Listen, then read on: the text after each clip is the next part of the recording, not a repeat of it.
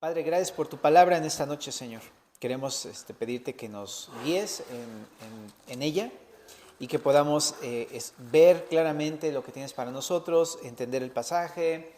También, Señor, te pedimos que de esto, Señor, podamos aprender este ejemplo para nosotros, para pues como advertencias o como a lo mejor cosa que quieras decirnos para nosotros, una guía, una dirección, una exhortación, una palabra de consuelo. Señor, tú sabes que quieres hablar a nuestras vidas. Te lo pedimos, Señor, en nombre de Jesús. Amén. Dice en el capítulo 49 de Jeremías, acerca de los hijos de Amón, así ha dicho Jehová, ¿no tiene hijos Israel? ¿No tiene heredero? ¿Por qué Milcom ha desposeído a Gad y su pueblo se ha establecido en sus ciudades? Ok, bueno, para empezar, es una profecía acerca de los hijos de Amón, los amonitas. Entonces es bueno hablar como siempre de esto, ¿no? El contexto. ¿Quiénes son los amonitas? Bueno, lo encuentras en Génesis, capítulo 19. No es el espíritu de Timón, como decimos, ¿no? Porque la semana pasada vimos también algo de eso, ¿no? ¿Te acuerdas que fuimos a Génesis 19? Pero vimos Génesis 19 la semana pasada porque dijimos que de ahí, del incesto de Lot y de su hija mayor, nació el pueblo de los moabitas, exactamente, los moabitas. Pero tuvo otra hija Lot con la que también cometió incesto, ¿no? Y fue su hija menor, y de ahí salieron los amonitas. Por eso es que estamos citando el mismo capítulo. Pero ahí es el origen de este pueblo de los amonitas también. Y estos hombres ocuparon una parte de la tierra prometida en la época ya desde el Éxodo, antes de que llegaran los israelitas a la tierra prometida. Para entonces, cuando salieron los israelitas de Egipto y pasaron por el desierto en camino a la tierra prometida, tenían que pasar por esa región, porque esa es la ruta que Dios les trazó para llegar. No se las trazó por el otro lado del Mediterráneo, porque estaban los pueblos que eran bien guerreros, ¿te acuerdas? Los filisteos y todos estos, que eran bien fuertes y se iban a desanimar, entonces mejor los llevó por el desierto.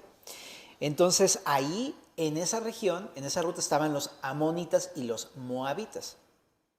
Si lo puedes ver en un mapa, en tu Biblia, si tienes ahí una Biblia, pero junto al mar muerto, del lado, si lo ves así de frente, de este lado, que es tu lado oriental, ahí encuentras a los moabitas en la parte norte del mar Mediterráneo. Pero en la parte norte de los moabitas, ahí estaban los amonitas. Entonces estaban moabitas y amonitas. Y estaban prácticamente pegados al Jordán, en esa región. Bueno, pero hay algo que me llamó mucho la atención, ¿no? Venían muchísimos israelitas. Haz de cuenta que como un ejército, ¿no? Porque, pues imagínate, es un pueblo, estás ahí en tu pueblo, todo tranquilo, lo único que pasa, ya sabes, es estas hierbas rodantes, ¿no?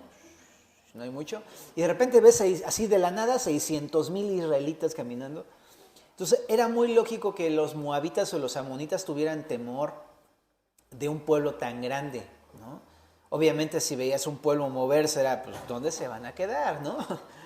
Entonces, hay una indicación que Dios le da a los israelitas cuando van a pasar por este lugar.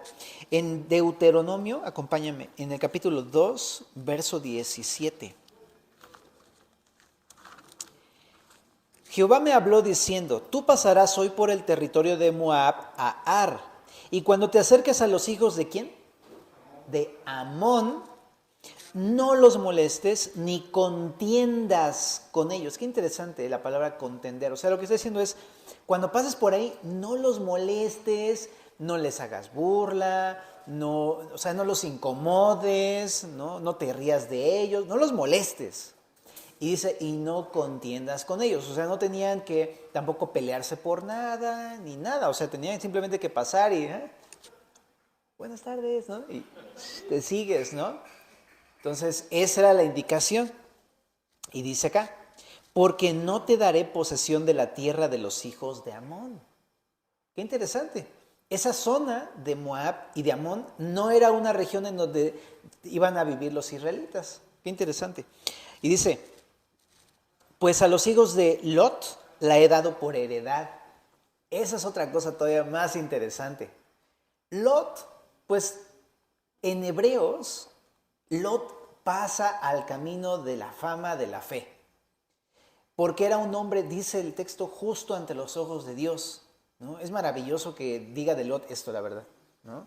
Porque si yo fuera Lot diría, justo Señor, pero ¿por dónde? O sea, ¿de dónde? O sea, no veo, pero Dios lo veía como justo, ¿no?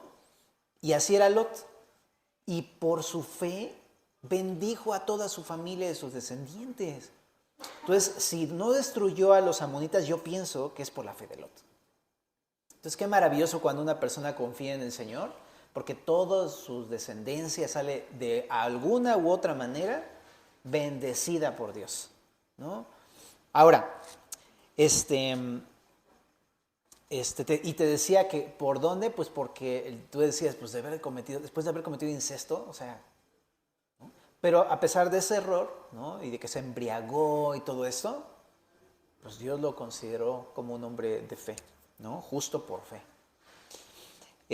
No vamos a hablar de ese tema el día de hoy porque hay otro tema importante aquí en el texto, pero le dice entonces, no los molestes, no contiendas, tú pásate porque esa tierra no va a ser para ti. Para ti va a haber otra tierra más grande y bien bonita más al norte. Y le dice ahí, estamos en Deuteronomio 2:20, dice, por tierra de gigantes fue también ella tenida, habitaron en ella gigantes en otro tiempo, a los cuales los amonitas llamaban somsomeos, pueblo grande y numeroso y alto como los hijos de Anac, a los cuales Jehová destruyó delante de los amonitas. Estos sucedieron a aquellos y habitaron en su lugar. O sea, antes de los amonitas, en ese lugar habitaban los gigantes, los anaseos. Y de ahí, de toda esta familia, pues muy probablemente está asociado con Génesis 6, ¿no? La llegada de estos ángeles caídos que se mezclaron con las mujeres, tuvieron hijos y tuvieron gigantes. Y de ahí viene todo este pueblo de los anaseos de Anac y Goliat y todos ellos, ¿vale? Entonces, Dios destruyó a este pueblo para que los amonitas pudieran habitar el pueblo. Entonces, ese es un dato también muy interesante. Pero Dios, de alguna u otra manera, está cuidando a los amonitas. Bueno, entonces, regresando a Jeremías, ¿verdad? Este pueblo era un pueblo que Dios tenía mucha consideración de ellos por Lot, y no le permitió a los israelitas destruir ese pueblo ni quitarle su tierra. Ok, eso es muy importante. Pero empezó el conflicto, ¿no? O sea, siempre te dice, no te pelees, y siempre hay un conflicto. Quién sabe por qué somos así, pero el punto es que no empezó por parte de los israelitas, que fue algo bueno, sino que empezó por parte de los amonitas. Te voy a contar un poquito acerca de la historia de los amonitas, que no están muy bonitos, pero pues bueno, ¿qué quieres? Así somos como los amonitas. Y el inicio del conflicto comenzó en Jueces 3, si quieres puedes apuntarlo. Resulta que los amonitas y los amalecitas se unieron contra los amalecitas y amonitas se unieron con los moabitas para quitarles la tierra a los israelitas. O sea, lo que explica es que, bueno, no le dice aquí esta parte, pero llegan los israelitas, ¿no? Son muy obedientes, pasan de largo, no se pelean con los amonitas, entran a la tierra prometida y se establecen, y de repente se le ocurre a un moabita decir, un momento, o sea, ¿quiénes son estos y por qué están viviendo allí? ¿No? Si nosotros vivimos aquí. Y empezaron a tener envidia, porque es mi tierra, es mío, me pertenece, yo vivo acá. O no, compadre, ¿no? Le dice el moabita a los amonitas, pues sí, compadre, oye, ¿cómo nos dejamos? Y aquí vivimos nosotros, ¿no?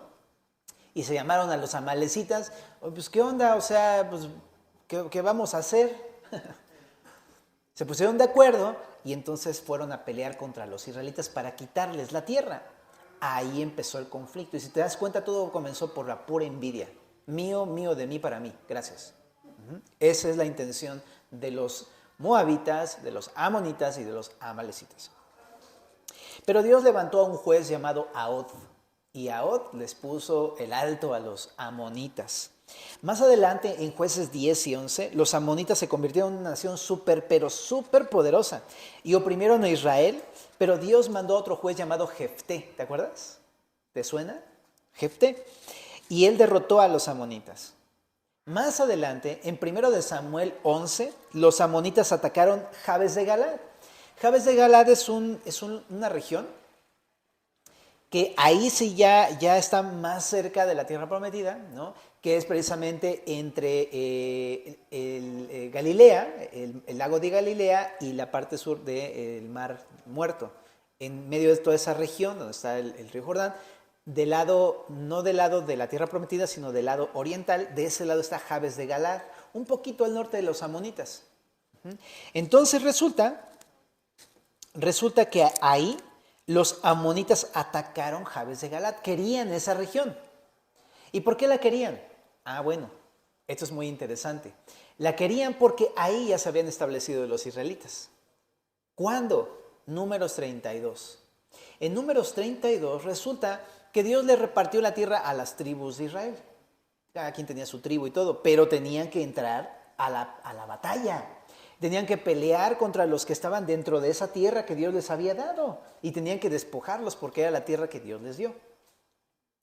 Pero resulta que Rubén y Gad, estas dos tribus, vieron la tierra que estaba del otro lado del Jordán, del lado oriental, o sea que en tu mapa sería este lado, antes de cruzar la tierra prometida, antes de cruzar el Jordán, y vieron la tierra y tenían ganados y todo que habían traído de Egipto y todo, y lo vieron tan próspero, tan bonito que lo codiciaron en su corazón. Dijeron, esta tierra está genial para nuestras vacas, nuestro ganado, nuestras familias. Mira los pastos, brother, pastos enormes y está bien bonito y todo. Dijimos, aquí nos quedamos. Ahora sí que, bueno, ¿quién viera eso 2000 años después, verdad? Porque, bueno, pues como 3000, ¿no? Fue como en el año, bueno, algo así. El día de hoy es un desierto. Pero en aquel tiempo era como, wow, nuestra tierra está increíble. Y no se pasaron a la tierra prometida. Y entonces, cuando los israelitas se dieron cuenta que Rubén y Gad lo estaban abandonando, dijeron, oye, o sea, ¿cómo te vas como decimos los mexicanos, ay, Jalisco, no te rajes, ¿no? Y entonces ellos dijeron, pues, no, miren, vamos a hacer un trato. Entren a la tierra prometida y si necesitan ayuda nos hablan. Vamos, les ayudamos, pero nos regresamos porque aquí está bien padre, bien pleno. Y se quedaron de ese lado, de este lado, ¿no? Porque eso es revuelto. De este lado, del lado oriental del Jordán, del otro lado. Estaban muy felices los israelitas cuando de pronto no se dieron cuenta de algo. Ahí estaban los moabitas, un poquito al sur. Y también estaban los amonitas, un poquito al sur.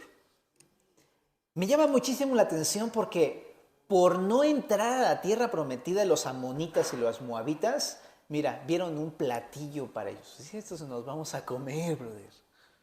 Quedaron presa fácil del enemigo. Ahora, entonces, cuando los israelitas se quedaron allí, entonces los amonitas dijeron, no, perdóname, pero discúlpame. O sea, ese lugar es mío. ¿Era suyo? No. Pero es como cuando se estacionan en la calle, ¿no? Y tú dices, óyeme, ese es mi lugar. Y ya le pones ahí tu cosa ahí, ¿no? Y para empezar, ni siquiera la calle es tuya, ¿no? Pero ya pues, nada más porque ya estacionaron, por eso tengo que poner mi bote de cemento, ¿no? Algo así. ¿Por qué? Porque así somos, ¿no?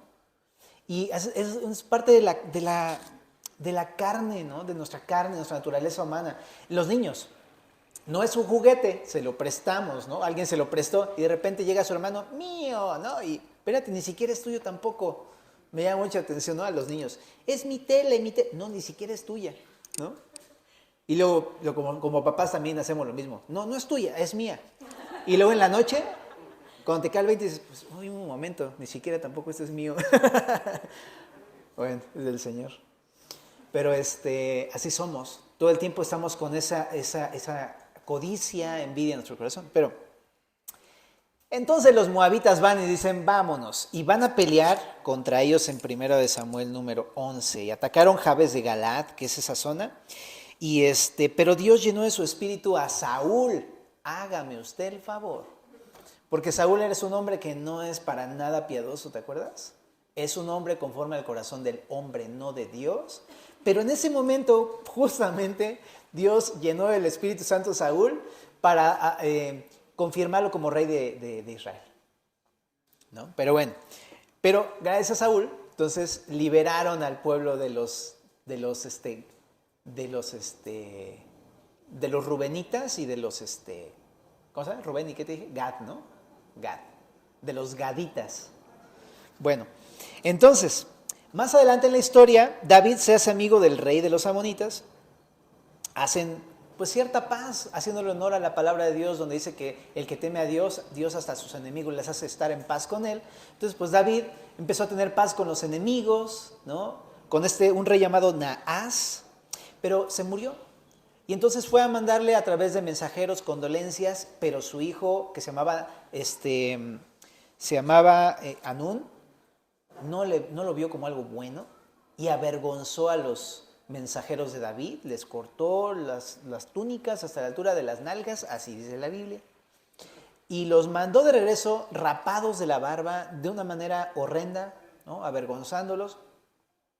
Y entonces eso provocó una guerra entre los pueblos, otra vez conflicto y contención, ¿no? Por los mismos celos y la envidia, ¿no?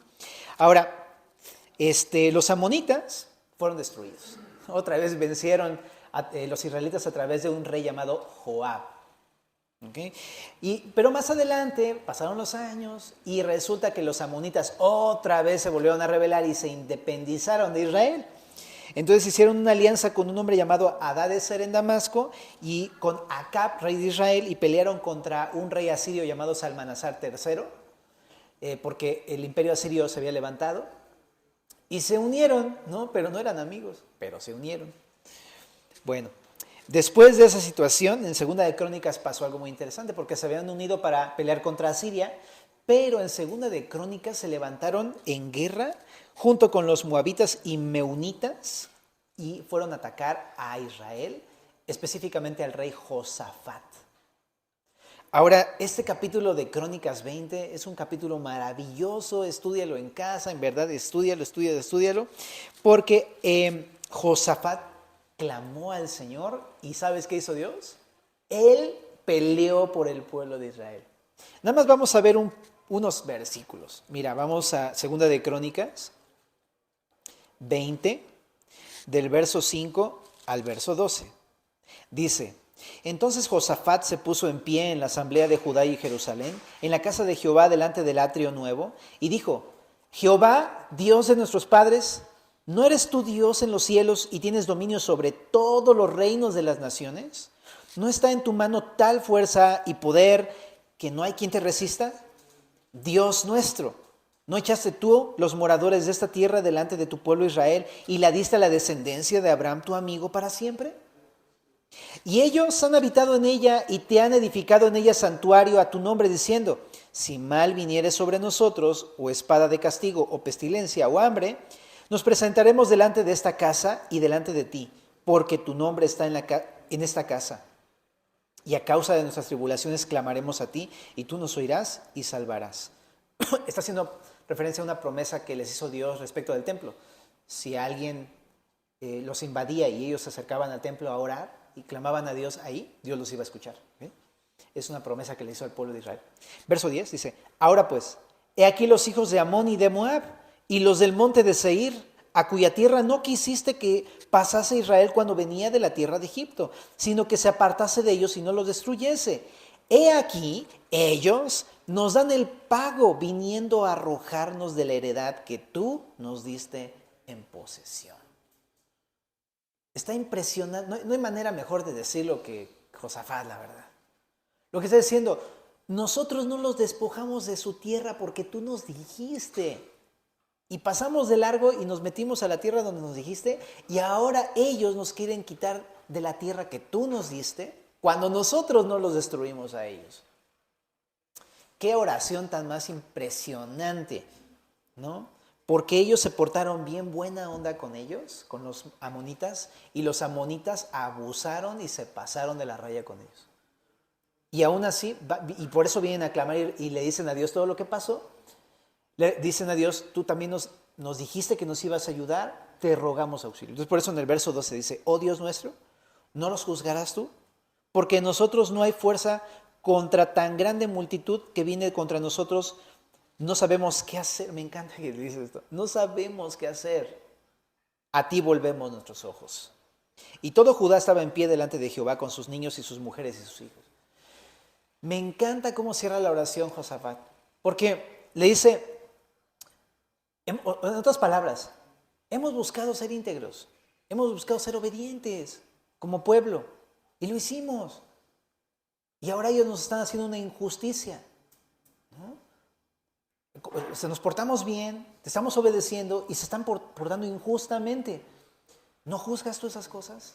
Como diciendo, tú eres justo, Dios. ¿No?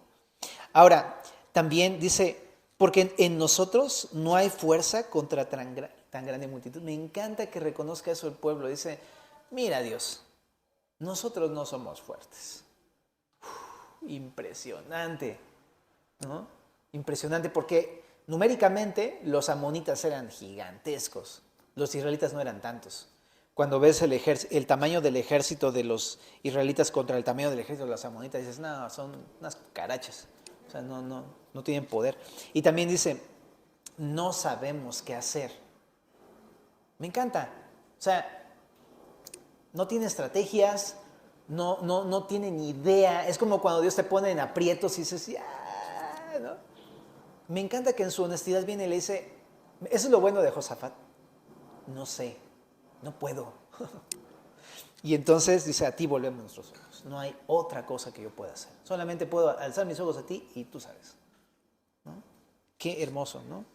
Y entonces, después de eso, pues Dios lo salva, ¿no?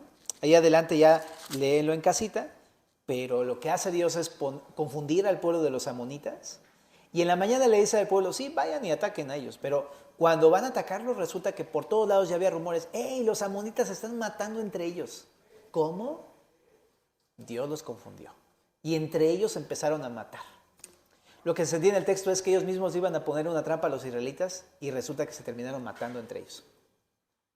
Y la guerra no fue de ellos, fue de Dios. Como diciendo Dios, tú no puedes, yo sí. Tú no sabes cómo, yo sí. Voy a ayudarte. Claro que voy a juzgar y claro que te voy a defender. ¿No? Qué maravilloso es Dios en verdad. Y bueno, los salva en aquella ocasión. Bueno, pero sigamos en la historia del pueblo de los amonitas y los israelitas.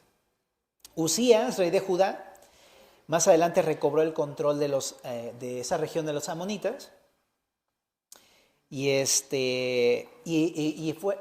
bueno, más adelante, aunque ya anteriormente los amonitas habían atacado Jabes de Galaad, en esta época, por ahí del año 800, un poquito más adelante, ya los amonitas de alguna u otra forma ya se habían apañado Jabes de Galaad. Ya lo tenían dominado. De hecho, cuando tú lees Segunda de Reyes 15, ya parece como, ahí están los amonitas establecidos. O sea, qué tercos, ¿no? Qué insistentes. Y pues así. Uh-huh. Y precisamente es ahí donde entra Jeremías 49. Uy, qué introducción. Bueno, pero entonces vamos al verso 1, porque fíjate lo que dice ahí. Así ha dicho Jehová, se lo dice a los amonitas. Así ha dicho Jehová, ¿no tiene hijos Israel? ¿No tiene heredero? ¿Qué es lo que le está diciendo con esas dos preguntas? Lo que le está diciendo es, la herencia siempre se le da a los hijos. Yo tengo mis hijos. ¿Acaso no tiene herederos Israel? O sea, lo que está diciéndole es algo como, la tierra es propiedad de los hijos y herederos, pero tú te la agarraste. Tú tomaste esa tierra que no es tuya, que no te pertenece. Eso es lo que le está diciendo, y está haciendo una referencia precisamente en toda la historia, cómo esa tierra nunca fue de los amonitas. Uh-huh. Es eso. Ahora, también otra cosa, los israelitas sí tenían su tierra, era del otro lado, ¿no? Pero se establecieron los gaditas y los rubenitas de ese lado. Entonces, pues, no era ni tierra de los israelitas ni tierra de los amonitas, pero establecieron ahí y aún así se la quitaron, ¿no?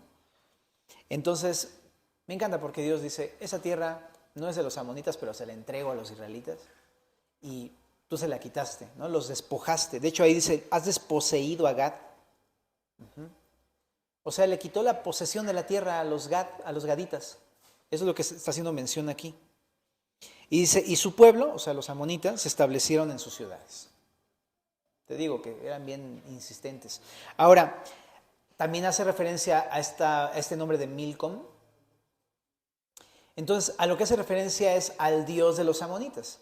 Milcom también se traduce como Moloch en otros pasajes. Es el mismo dios. Es este ídolo al cual se le ofrecían niños sacrificados. Es este mismo, que también lo mencionamos la semana pasada. Pero hace referencia a que los amonitas pensaban en su vanidad de su mente que habían poseído la tierra de los gaditas por poder de su Dios. Y ahora los está cuestionando Dios. Así de, o sea, ¿tú crees que tu Dios fue el que les dio esta tierra, no? Y ahora los va a retar más adelante, ¿no? Y los va a juzgar por eso también. Bueno, el verso 2 dice, por tanto vienen días, ha dicho Jehová, en que haré oír clamor de guerra en Rabá de los hijos de Amón. Ok, entonces lo que está diciendo es que va a venir quebranto en Rabá. ¿Dónde queda Rabá? Bueno, Rabá es la tierra de Galaad.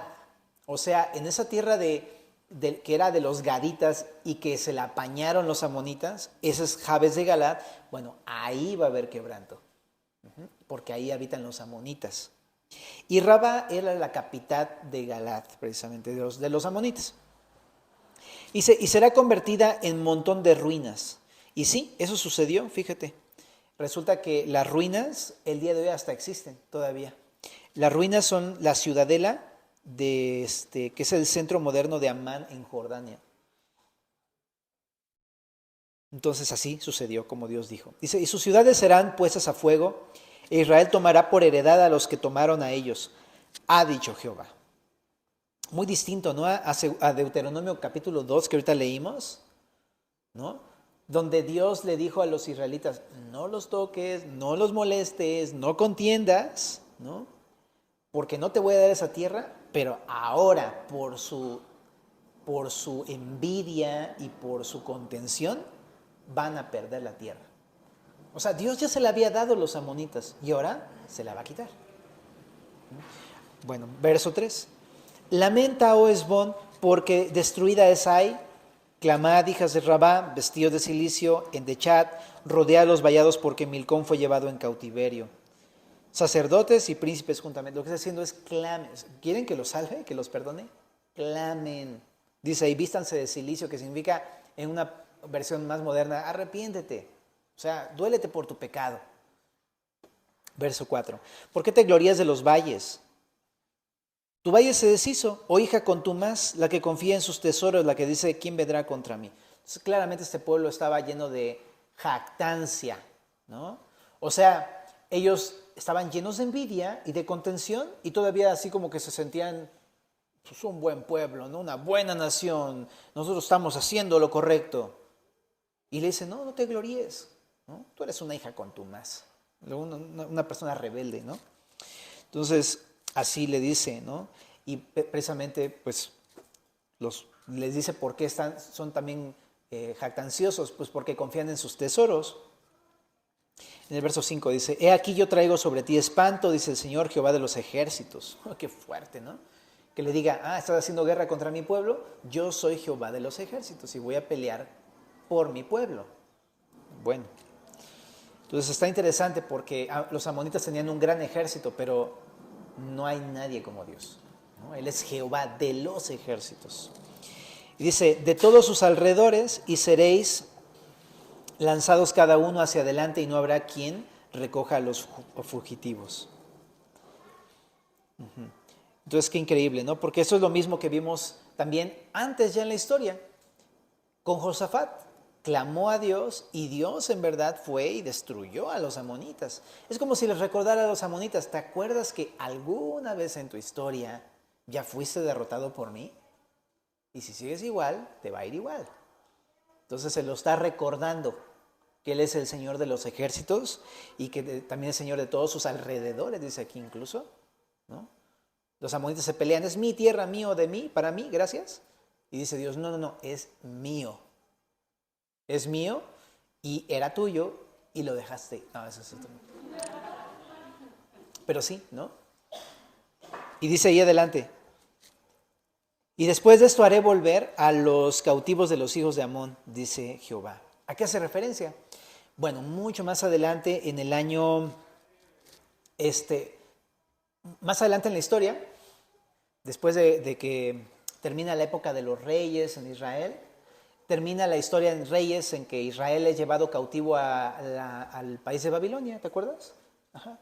Pero no fue solamente los israelitas, sino que también, juntamente con los israelitas, Babilonia se llevó a los amonitas. Se los llevó, porque habían invadido el territorio de los israelitas y estaban ahí. ¿Para qué se metieron? ¿No? Ahora se fueron de cautivos a Babilonia y ahí en Babilonia se quedaron 70 años junto con los israelitas. Bueno, qué formas tan irónicas de obrar del Señor y de juzgar y de hacer justicia, ¿no? Pero después de los 70 años dice, pero van a regresar. O sea, es lo que le está diciendo aquí. Después haré volver a los cautivos de los hijos de Amón, porque cuando regresen los israelitas de los 70 años del exilio babilónico, van a venir junto con ellos. Entonces, está súper interesante. Eso ocurrió en el año 536 y cuando tú lees Nehemías, después de la cautividad babilónica, resulta que ahí había amonitas, ¿sí? Hace referencia a Tobías el amonita, uno de los enemigos de los israelitas. Y es como, no, por favor, ¿qué no por tu rebelión y tu envidia y tu contención no te llevaron 70 años para allá? O sea, ¿por qué vuelves a hacérsela de jamón a los israelitas? Y ahí está Tobías, insistiendo, otra vez. O sea, no aprendieron. Pero lo loco es que después del cautiverio nunca más recobraron su autonomía como país. O sea, de partir de ahí ya como pueblo, jamás. Los israelitas son los que dominaron la tierra prometida. Bueno, a por lo menos un tiempo, ¿no? Entonces, ¿sabes qué aprendemos de toda esta historia?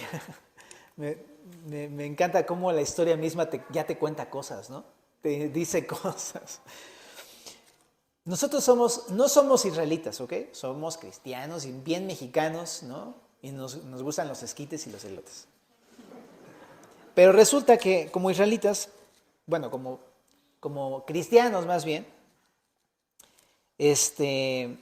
algo que podemos aprender para nosotros de Gad y de Rubén, bien importante. Cuando yo no entro a la tierra prometida, entonces soy presa fácil del enemigo. ¿A qué me refiero con esto? Bueno, tú sabes que el Señor nos ha prometido una vida en el Espíritu. La tierra prometida es un símbolo de la vida en el Espíritu. ¿Y qué significa eso de la vida en el Espíritu? O sea, significa que te dejes gobernar por el Espíritu de Dios.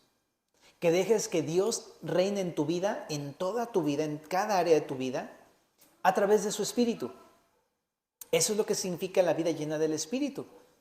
Cuando tú tienes una vida llena del Espíritu, estás dentro del cuidado de Dios, dentro de toda una, así imaginariamente, ¿no? Como una protección del Señor, porque estás dentro de su voluntad, entregado a Él, a su voluntad, a su señorío, y Él te protege y te cuida. Pero cuando decimos, no, o sea, sí he creído en Cristo, pero la verdad es que no voy a ceder a esto, y nos ponemos de tercos y necios, estoy negándole al Espíritu que gobierne sobre mí. ¿Y qué pasa con eso? Pues me quedo a merced del enemigo. Uno pensaría, ¿qué tiene de malo? O sea, ¿cuál es la diferencia? De todas maneras soy cristiano. ¿Qué tiene de malo? Pues, que no sea como aquellos que están así súper enajenados con Cristo, ¿no? O sea, ¿qué tiene de malo que pues haga también mi vida y todo? Pues de todas maneras yo creo en Cristo. Aquí está el problema. Que si tú estás en el territorio del enemigo, te va a atacar. Así de simple. Y eso es lo difícil, porque como cristiano es lo que conocemos como un cristiano carnal, que no está gobernado por el Espíritu, sino está gobernado por su carne y gobernado por el sistema de este mundo. Y entonces de pronto simplemente llega el enemigo, lo ataca y lo destruye. Y todo el tiempo anda así durante toda su vida, ¿no? Viene el enemigo y lo ataca y lo destruye. Y otra vez viene y lo ataca y lo destruye y otra vez. Y de repente se le ocurre clamar a Dios y Dios lo ayuda, pero otra vez viene el enemigo. ¿Qué diferencia hubiera sido que los israelitas, los rubenitas y los gaditas se metieran a la tierra prometida? Eso le hubiera sido toda la diferencia y no lo hicieron. Entonces, ¿qué es mi invitación para ti? Date cuenta que una vida como un cristiano carnal que no es llena del Espíritu, que no es gobernada por el Espíritu, es peligrosa. Lo más seguro es que entres a la tierra prometida, esta tierra donde fluye leche y miel, o sea, que dejes que Cristo te gobierne a través de su Espíritu y que se te dice algo en la palabra, lo creas de todo corazón, en verdad, y camines en eso por fe. Mira, allá en 2 de Crónicas 20, eso es lo que hizo Josafat. Lo que hizo Josafat fue decirle al pueblo, cuando ya clamaron, el Josafat le dice al pueblo lo siguiente: oídme, Judá y moradores de Jerusalén, estamos en Crónicas 20:20.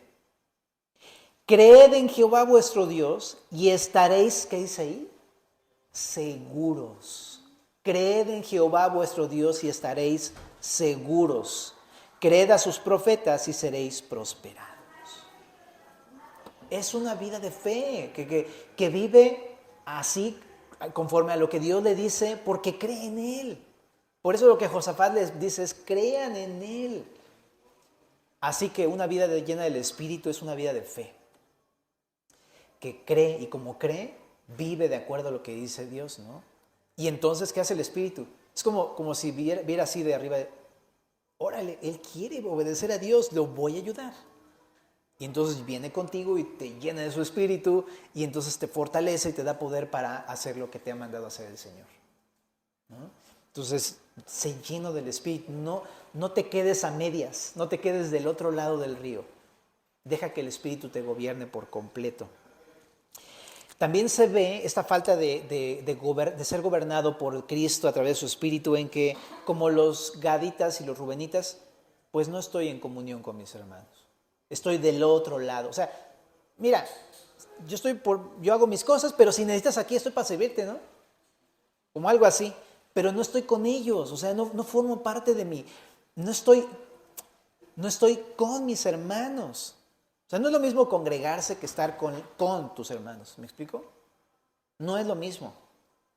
Porque uno puede venir y congregarse, pero hacer su vida y tener sus cosas, y como que sí lo saludo, pero mi rollo. No es lo mismo a realmente eso, creer que esta es mi casa, que esta es mi familia, que estos son mis hermanos, y que somos el pueblo de Dios, y que somos la familia de Dios, y aquí estamos y para siempre, amén.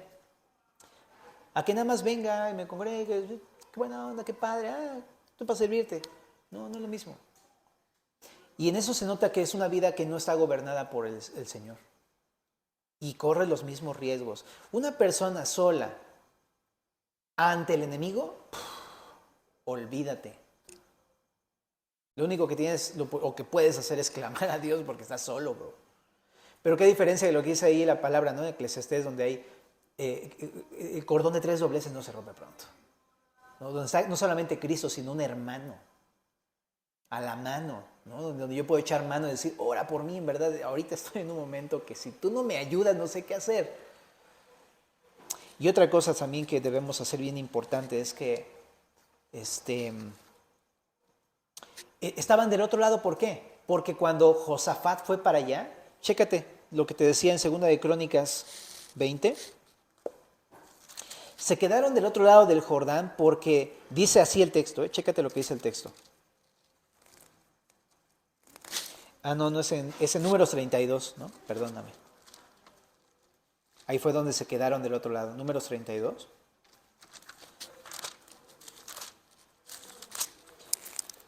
Versículo número 1. Los hijos de Rubén y los hijos de Gad tenían una muy inmensa muchedumbre de ganado. O sea, eran ricos. ¿Para qué querían algo más? Ya tenían todo, ¿ok? Y dice, y vieron la tierra de Jazer y de Galad y les pareció el lugar de ganado. Es como, este es el bueno, bro, mira la tierra. O sea, ya lo tenían, tienen a Dios, tienen riquezas, tienen ganado. Ah, no, pero necesitamos también más tierra. Y dice aquí, vinieron pues los hijos de Gad y los de Rubén y hablaron a Moisés y ya le dijeron todo eso que te platiqué. Pero ¿a qué voy? Uno muchas veces no entra a la vida llena del Espíritu porque uno quiere seguir teniendo lo que el mundo te ofrece. Porque uno no está contento con lo que Dios te da, que de por sí ya son inmensas las riquezas en Cristo Jesús, pero uno está queriendo siempre, pero más, pero esta tierra, pero esto. Y todo el tiempo está uno queriendo más. ¿Por qué? Porque no estoy satisfaciendo mi corazón con Cristo. No lo estoy llenando, porque ni siquiera me estoy dando cuenta que está ahí conmigo. Si yo siquiera volteara los ojos y lo viera, dijera, no sé si, no tengo ganado, no tengo tierra, pero aquí está el Señor conmigo. Y eso debería ser lo suficiente, pero no, ni siquiera eso. El Señor nos da mucho más de eso, no solamente su presencia, sino la multitud de bendiciones. Y aún así decimos, no, pero mira qué bonita tierra, mira que, no, para mis ganados, ¿no? Te decía, y eso es poner los ojos. Por eso dice la palabra que un siervo no puede servir a dos amos, ¿no? Porque si uno ama a Cristo y ama las riquezas, vas a tener que decidir entre las dos, ¿no? Y algo que te cautiva en el mundo puede ser tu acabose, aquello que termina alejándote de Cristo por completo.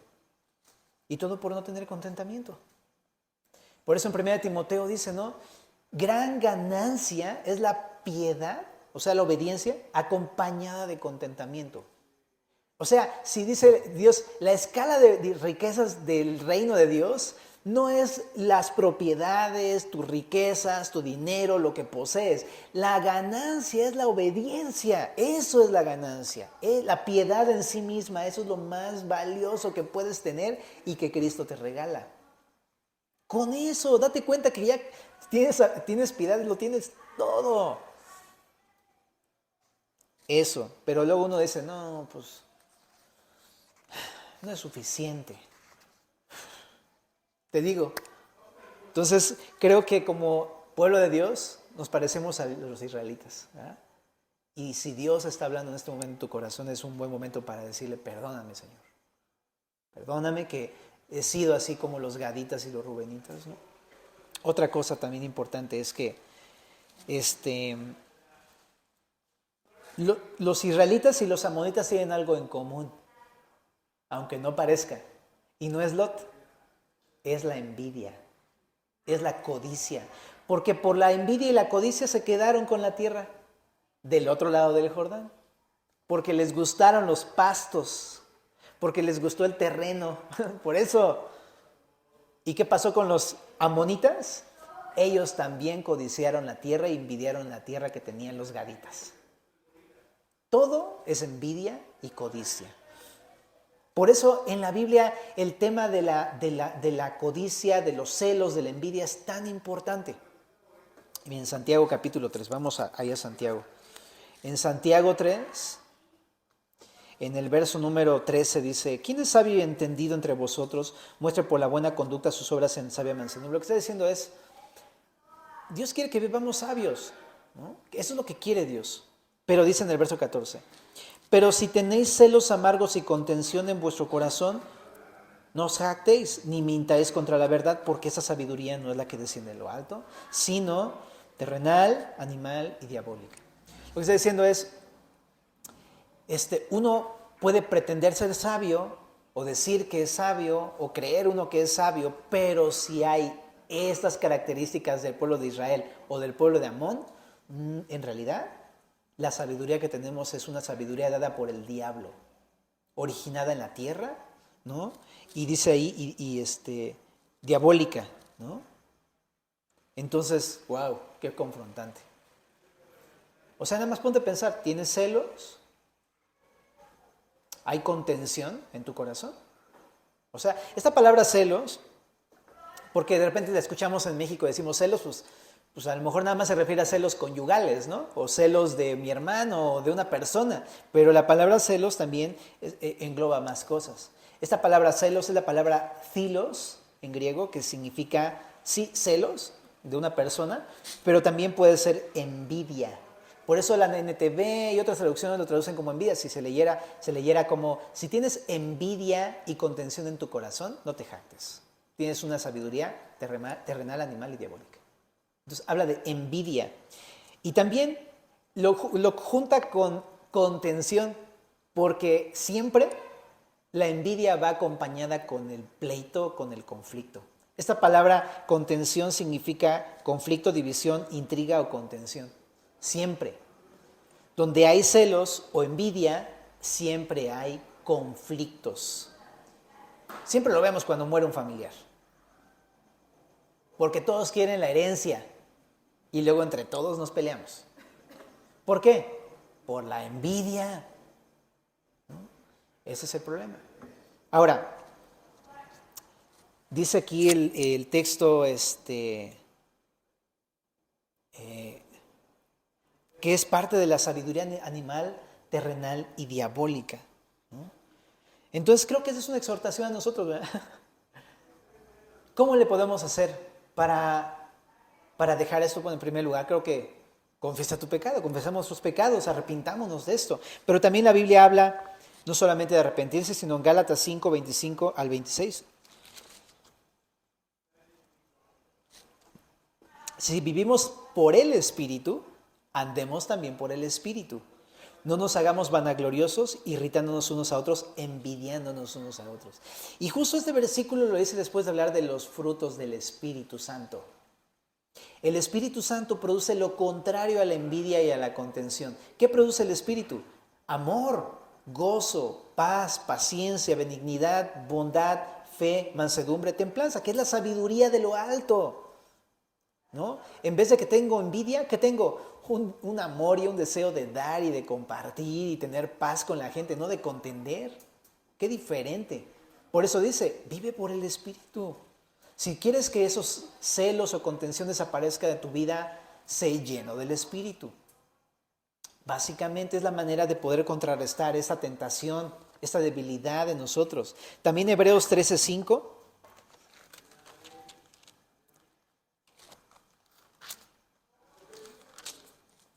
Sean vuestras costumbres sin avaricia. Avaricia significa querer más y más y más. No tenemos llenadera, ¿no? Contentos con lo que tenéis ahora, porque Él dijo, ¿qué dice ahí? ¿Me ayudas a repetirlo?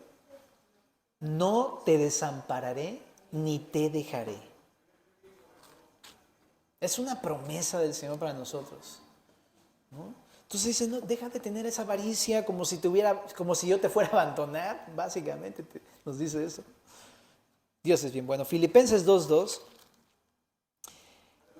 Filipenses 2:2 dice, completad mi gozo sintiendo lo mismo, teniendo el mismo amor, unánime, sintiendo una misma cosa. No hagáis nada por contienda o por vanagloria, antes bien con, ¿qué dice? Humildad, estimando cada uno a los demás como superiores a él mismo. Chécate, no mirando cada uno por lo suyo propio, sino cada cual también por lo de los otros. Deja que te ganen el lugar de estacionamiento, deja que te ganen el lugar en el tráfico, deja que te quiten el impuesto, deja que pasen sobre ti. Es básicamente lo que dice. Dale, tú ya tienes suficiente, dale chance que se quede con todo lo que quiere. ¿Cuál es el problema? ¿No? Es eso, suelta, ¿no? Ajá, exacto, deja. ¿No? Y eso requiere humillación. Por eso dice ahí, con humildad. ¿No? Es humillarme, decir, sí, es cierto, Dios. Sí, me someto, claro que sí, ¿no? Y también Santiago 1 dice, si alguno tiene falta de sabiduría, pídala a Dios, el cual dará abundantemente y sin reproche. ¿Quieres ser sabio con la sabiduría de lo alto? Ora y pídesela. Josafat, él oró y clamó y por eso Dios le ayudó. Así es que si tú clamas y le pides a Dios sabiduría, te la va a dar. Y también, pues eso, se llenó del Espíritu. ¿Cómo? Lucas 11 al 13, pídeselo. También le pido, Señor, dame sabiduría, lléname de tu Espíritu, necesito estos frutos, no los tengo, ayúdame. Y como Josafat podemos decirle exactamente lo mismo. Mira, Dios, ni soy fuerte, ni soy listo, no puedo y no sé qué hacer. O sea, estoy en una bronca porque me quieren quitar esto, porque me quieren despojar de aquello, porque me están invadiendo mis derechos, porque me están quitando lo que es mío. Y Dios, ayúdame. Yo no sé qué hacer. Tiene uno que reconocer su incapacidad para afrontar estas cosas, su falta de poder, su falta de inteligencia, de sabiduría. Tiene uno que reconocer que somos carnales. O sea, por naturaleza no tenemos el amor de Cristo ni la sabiduría de lo alto. Y venir a clamar a Dios y postrarme panza para el suelo, Dios, ayúdame. ¿Y qué va a hacer Dios cuando uno ora? Me encanta, ¿no? Va a contestarle como a Josafat y va a decirle, no te preocupes, yo voy a pelear por ti. Yo voy a hacer. Y me encanta porque también eso nos conecta con este punto. Que Dios juzga la injusticia. Si tú eres un hombre que está buscando integridad en tu vida y en verdad has hecho las cosas bien y aún así se te han trepado y te han humillado y han abusado de ti con injusticias, Dios defiende a su pueblo, Dios guarda a su pueblo, Dios juzga la injusticia y más que somos su pueblo. Entonces eso lo veo en Josafat, ¿no? Y déjame ir más allá, independientemente de tus fallas, porque Josafat también tenía sus fallas. Y los danitas y los, ¿cómo se llama? Rubenitas, también ellos la habían regado en grande, ¿estás de acuerdo? Y con todo Dios juzgó su injusticia y los protegió.